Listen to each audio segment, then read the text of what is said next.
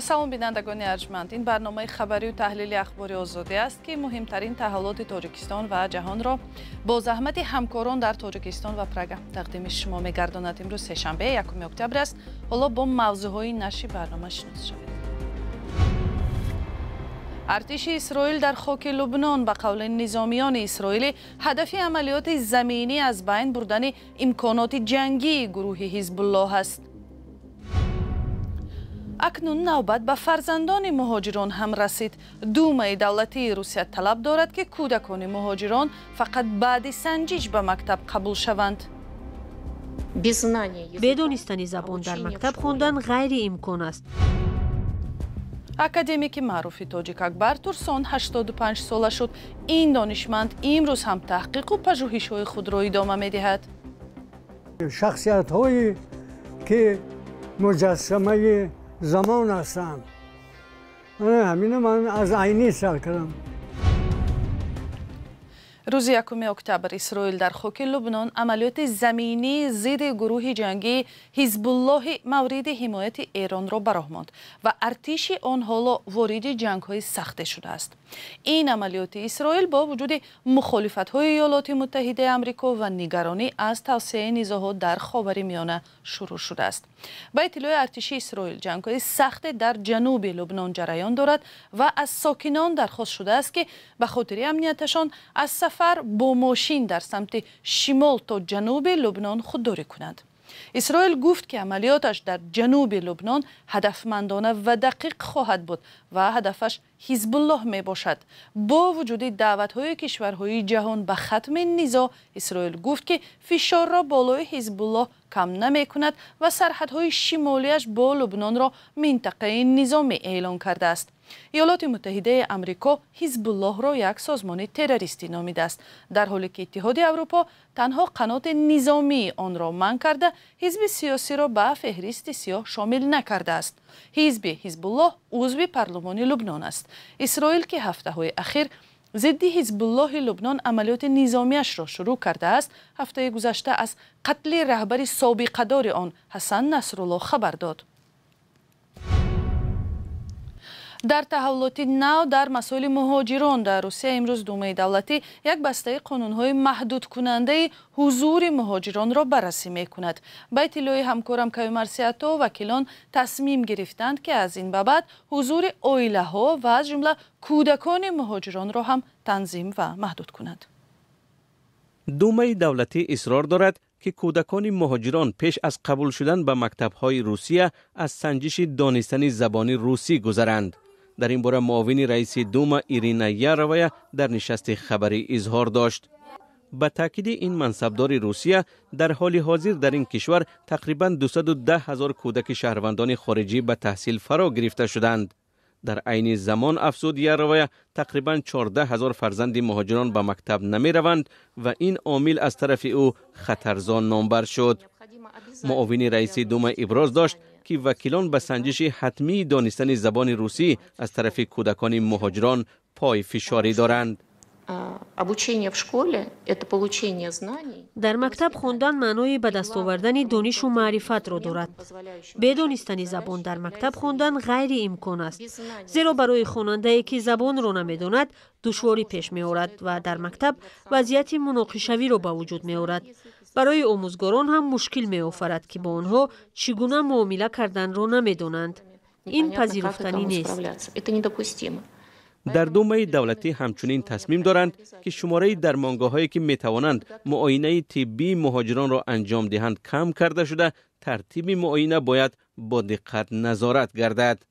یارویا میگوید که وکیلان می‌خواهند نامگوی بیماری‌های خطرزا را در بین خارجیان وسیع کنند تا حکومتداران نظارت را در این زمینه سخت‌تر کنند.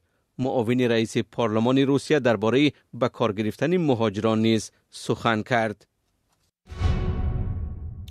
ائتلاف سازمان‌های جمعیتی تاجیکستان ضد شکنجه خبر داد که در 6 ماه اول امسال 8 شهروند از شکنجه شدن در اداره‌های مقامات قدرتی شکایت کردند.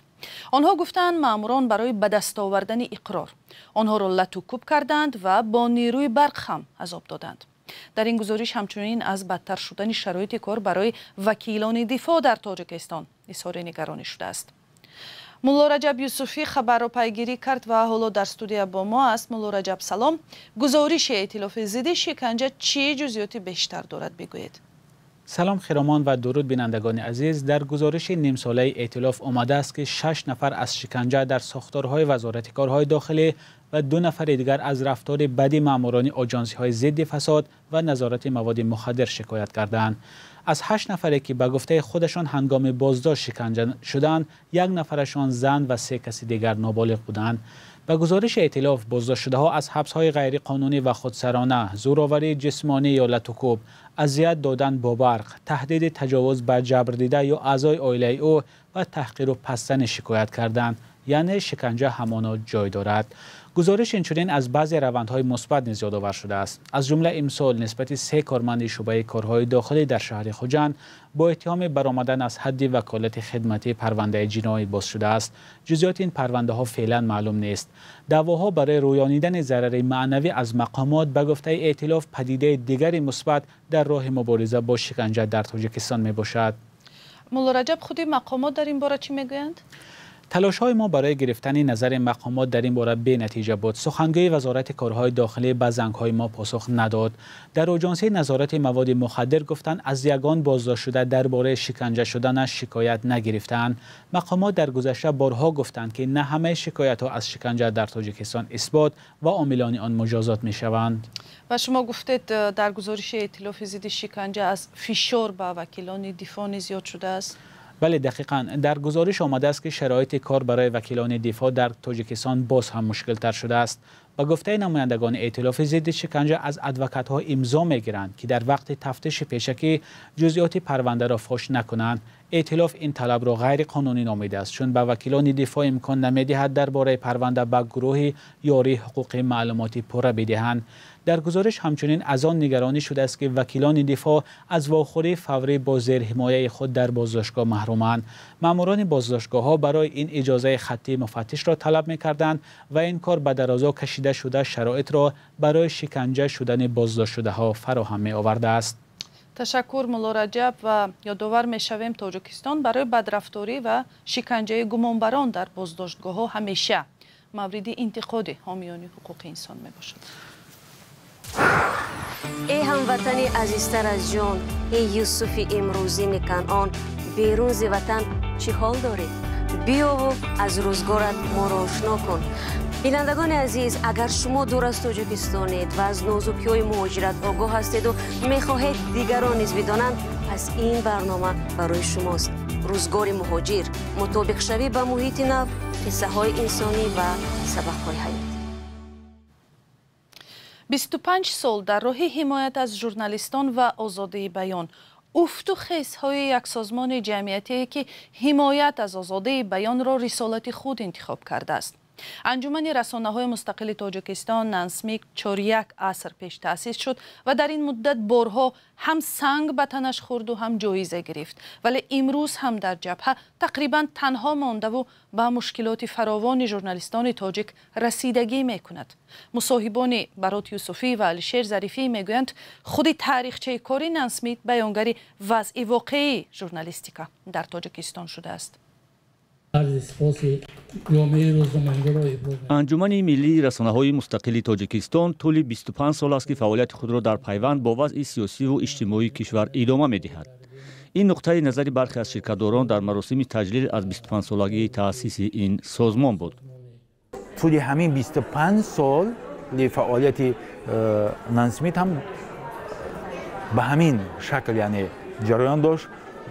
آنجا که فعالیت‌ها یک فضای نسبتاً باز بود، نانسمیک هم به جرأت‌تر به نظر می رسید. آنجا که مثلا ما حالت‌هایی را داشتیم که مثلا باید صدا بلند میکرد ولی خاموشی را انتخاب کرد. برخی خبرنگاران و مسئولین رسانه‌هایی که در شرایط گوناگون جامعه به حمایت حقوقی نیاز داشتند میگویند از کمک انجمن ملی رسانه‌های مستقل تاجیکستان برخوردار بودند. من از دیگرها نمیخواهم یادآور شوم، لیکن در مثالی مثلا سودبازی هایی که هفته‌نامه فرج داشت، سودبازی هایی که هفته‌نامه سمک داشت، سودبازی هایی که نشریه من و تو داشت، با شخصیت‌های گوناگون، استرکتورهای گوناگون، ساختارهای گوناگون، همیشه قرشبایف با ما در بر ما بود.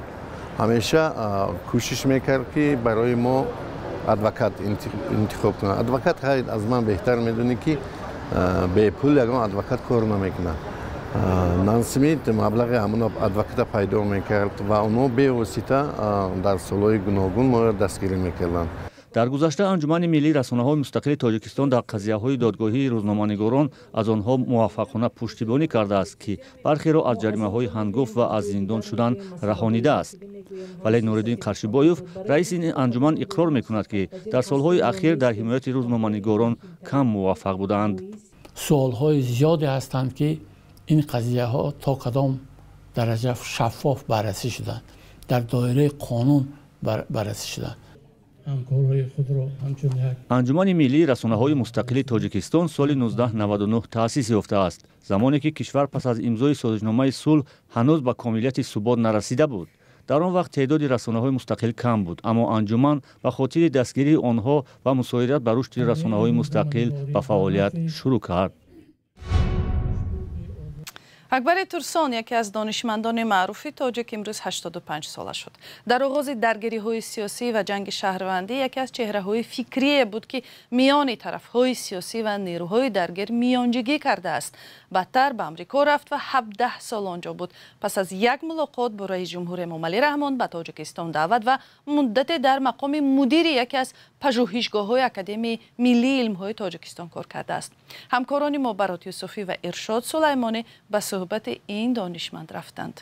من یک سلسله سر کردم و یه مقاله و چی کتاب میشد درباره همین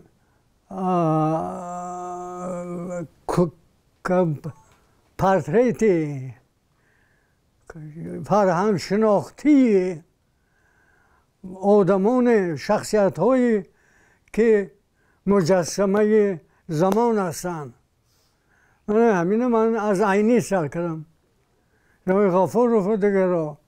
استاد شما سال 2011 گفتن که رئیس جمهور از امریکا دعوت کرد که اکادمیای علم‌های تاجیکستان اصلاحات کنید. من قبول نکردم.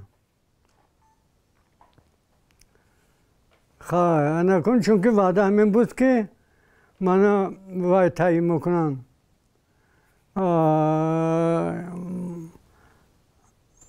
معاون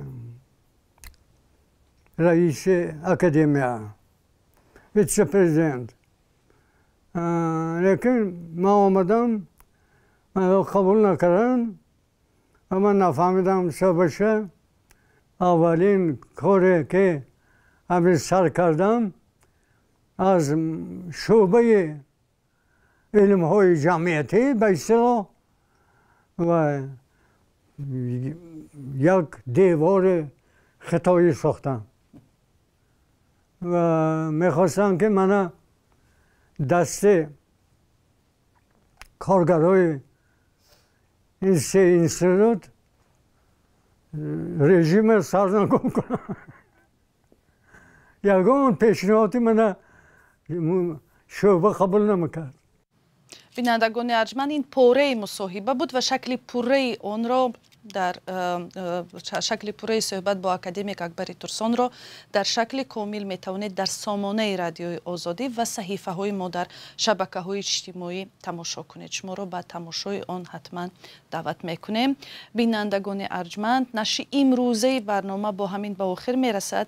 سپاس که تا این لحظه ها با ما بودید. خبر و گزارش از این بیشتر را همیشه میتوانید در وبسایت azadi.org و صحیفه های رادیوی آزادی در فیسبوک و اینستاگرام، ایکس و تلگرام تماشا کنید.